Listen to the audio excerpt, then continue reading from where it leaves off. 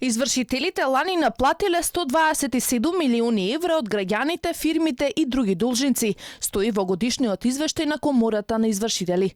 Застрашувачки е податокот дека е реализирано само 55,69% од предметите дадени за извршување.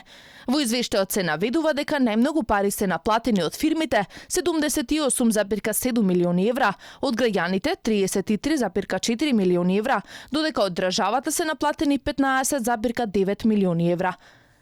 Извршителите најдобрата наплата ја извршиле од Штип и Свети Николе, со реализација на наплатата на долговите од 21,12%.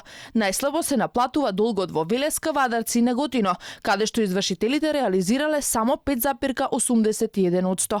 Во корист на државата лани се наплатени 2,3 милиони евра, а во стопанството се вратени 103 милиони евра, додека кај граѓаните завршиле 22,4 милиони евра.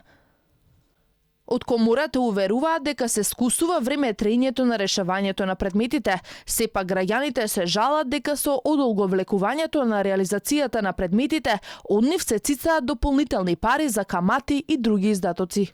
Од Конфедерацијата на синдикални организации пак реагираат дека овој децениски грабеж мора да престане. На 22 јуни неколку здруженија поднесоа 6 предлози до владата, меѓу кои да се укине казнената камата. До крајот на месецот тие очекуваат од владата конкретни мерки, како што велат, ако не бидат исполнети нивните барања, најавуваат протести низ цела држава. Значи, они сами кажуваат за мислите лани наплатиле 126 милиона, со 50%. Останатите 50% може се уште околу 300 милиони. Значи, овој грабеж што го прават, оваа неправда што се прави, ова кршење на закони што прават, кршење на устав, кршење на декларации за човекови права, ќе им дојде крајот. Крајот, ние мислиме дека доаѓа. Имавме нели еден состанок со министерката, кај што доставивме наши барања, истите се проследени до владата и чекаме до крајот на месецов. Имам информации некои дека конкретно владата ќе излезе со одредени мерки. Доколку не сме задоволни, протести ќе има секако, меѓутоа размислуваме перманентно секојдневни да направиме кампа да видат кој камп ќе биде тој. Тоа ќе биде незапамтливо нешто во историјата на Македонија.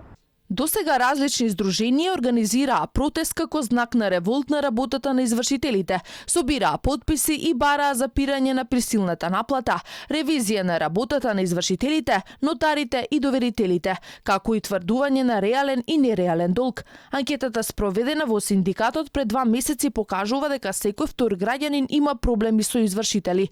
Инаку во земјава се регистрирани 97 извршители кои се распоредени на 11 подрачја на основните судови.